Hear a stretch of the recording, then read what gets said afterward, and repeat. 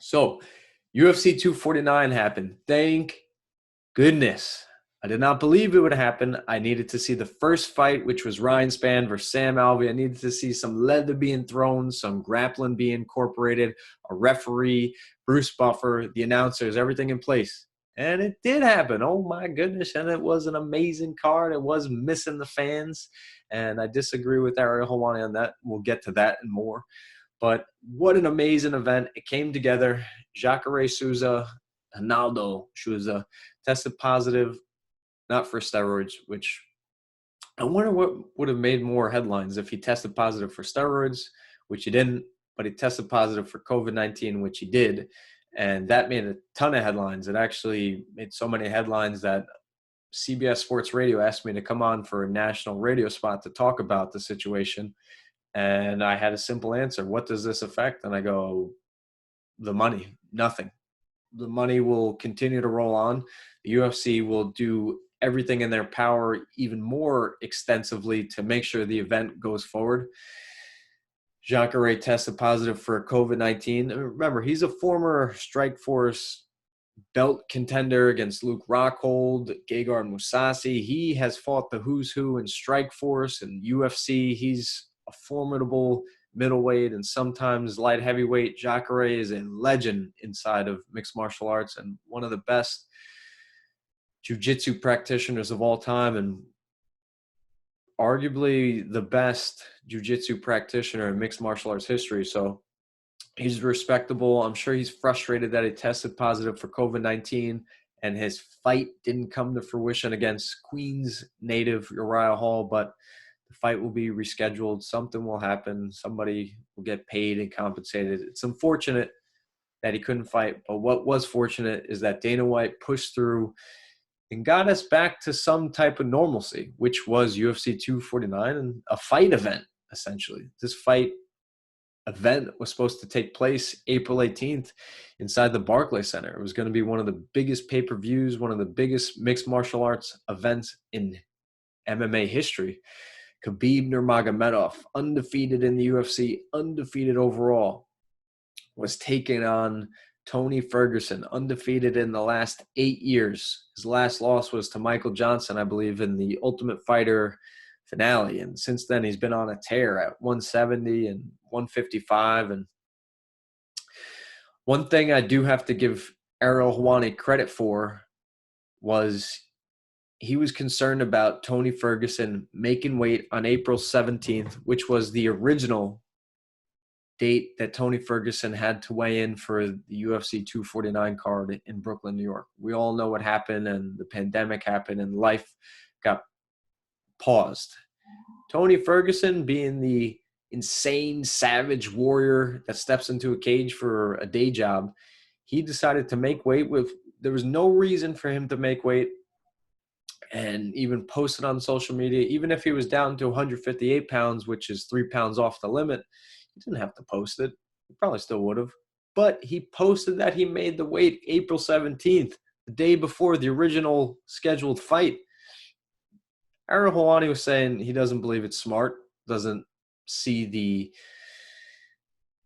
the pro of making the weight and draining your body and sacrificing some time and efforts into something that may not matter. Daniel Cormier, his co-host, kind of believed that it's just Tony being Tony. In my opinion, to elaborate on what Tony being Tony means, is it's mental warfare. And if Tony Ferguson's opponent, Justin Gaethje, his new opponent, Justin Gaethje, saw this weight cut on Instagram and Twitter and Facebook and saw that Tony made weight, maybe it's like, oh my gosh, this guy's a savage. This guy's got so much extra mentally and physically in the tank that he can sacrifice a whole nother weight cut just to make a point. And it turned out Gaethje was not impressed, and it turns out Ariel Helwani was probably onto something, that Tony Ferguson sacrificed something when he made weight about 3 weeks before he was actually supposed to fight.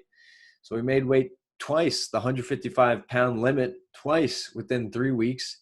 And for those of you that don't know, He walks around north of 185 pounds, probably closer to 195 pounds, which is 30 to 40 pounds above the weight that he cuts down to. Now, I'm not saying in between the two weight cuts, the 3 week separation, that he was 155 and then he bounced all the way up to 190 and then he cut all the way back down to 155 and then bounced back up to 190 for fight night. No. Daniel Cormier was also saying this, and this is courtesy of ESPN MMA, the Ariel Helwani MMA show. It's now dubbed the Ariel and DC show or whatever. I hope it sticks. It's a fantastic product, and I love picking audio pieces from it because Ariel hasn't had a co-host. Chael Sonnen is, but they kind of just scream at each other for 25 minutes. DC and Ariel, they have a lot more respect and they're a lot more cordial about their conversation. It's perfect. I'm sure the respect's there with Chael Sonnen and Ariel Helwani, but it's not made for radio. DC and Helwani are made for radio, and they've spoken on ESPN radio, so they know what they're doing over there. But Daniel Cormier was ready for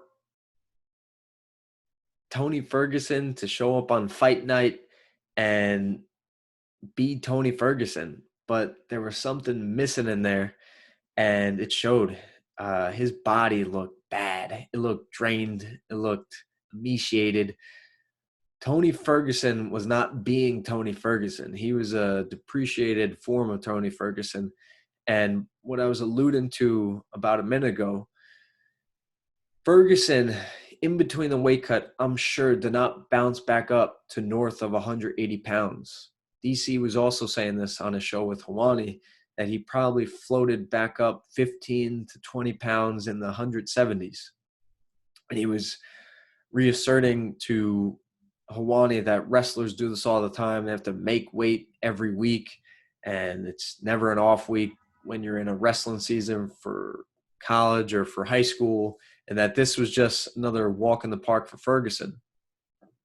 It was not. And Ferguson looked bad.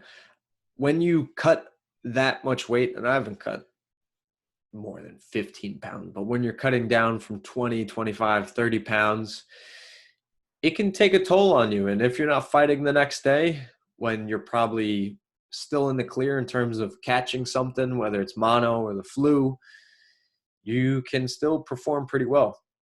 The bad thing about Ferguson is that he had 3 weeks. And what happened in that 3 weeks? We've heard this number about 9 days, 12 days, 14 days, 37 days in some cases about COVID-19, the coronavirus living in your system. Was that lingering in Tony's system because his immune system was depleted and the door was wide open for a virus to creep right into Tony Ferguson's system and affect his performance, which it could have. We won't find out about any of this until he does an interview. So I expect Ariel Helwani to get Tony Ferguson on the line once he recovers and find out exactly what happened, because Tony Ferguson was not Tony Ferguson in that fight this past Saturday. So we will find out more, but hats off to Ariel Helwani for saying maybe cutting weight was not the best idea 3 weeks before you had to. And I was so ready to say, Ariel, you're wrong. Suck it. You're wrong, buddy. You really screwed up. You don't know what you're talking about. But Ferguson did look awful, and it was probably connected or correlated to the weight cut 3 weeks earlier.